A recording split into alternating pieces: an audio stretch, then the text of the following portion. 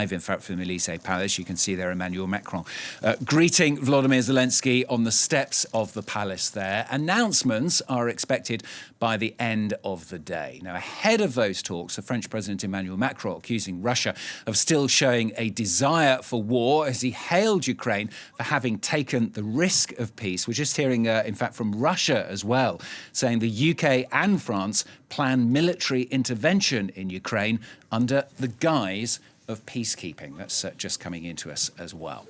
Well, let's talk now to our senior reporter, Catherine Norris-Trent. She's in Kharkiv in the east of Ukraine. Going to talk as well in just a moment for our international affairs commentator, Doug Herbert. But Catherine, I'm going to start with you. Despite all this talk of peace and what comes next, there were attacks on the city there late last night. Tell us exactly what happened.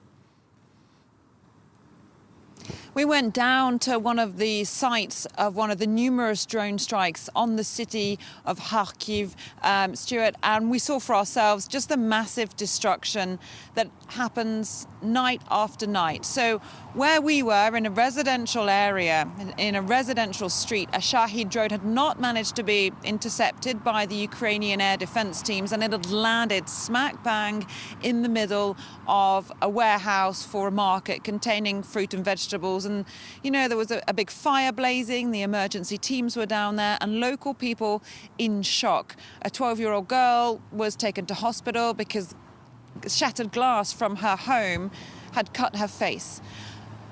Lots of people were injured in Kharkiv. 9 of them in the city, and in the region altogether 23 people injured, as basically another wave of these drones was sent over Ukrainian cities. And it wasn't just here, it was across the country. One person reported killed in Kherson in the south of Ukraine. And this is something that happens night after night. So whilst you may have this partial ceasefire on energy infrastructure all the time, you have these drones, these missiles, these bombs falling on Ukrainian cities. And so when you speak to people here about negotiations for peace or plans to try and get a coalition of the willing, they're very tired, they're very skeptical. Some of them are tuned out because they're saying, you know, this sounds good, but what is the reality on the ground for them more than 3 years into this full-scale invasion?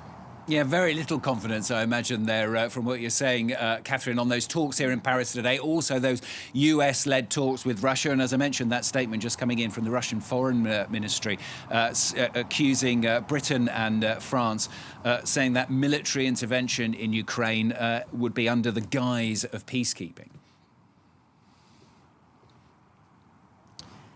Yeah, I mean, the levels of trust in any kind of Russian participation in a lasting peace on terms that the Ukrainian people could accept. I mean, very, very few people believe in that here in Ukraine. There's just such high levels of distrust for anything involving Putin, involving the Kremlin. So they're extremely skeptical about that. They're also skeptical about the Trump administration's plans, their willingness to really assist Ukraine. They see a lot of the rhetoric coming out of the Trump administration as basically Kremlin talking points. And so some people are just believe this is not the way it should be negotiated without involving them. Now, when it comes to the coalition of the willing, the Europeans and their allies, there is perhaps more enthusiasm, but it's low level because, you know, people we were talking to saying, OK, you're talking about troops on the ground possibly. How many troops? Where? Doing what exactly? Are they going to just be well behind enemy lines monitoring? How does that help? Is Vladimir Putin really going to take that seriously? And how long will it take you guys to organize all this? So there's a deep fatigue here, not only with the war, but with these diplomacy efforts, with these conferences on Ukraine, and whether it can actually produce meaningful change fast enough for it to make a difference on the ground here in Ukraine. Catherine, thanks very much. Catherine Norris-Trent joining us there from Kharkiv.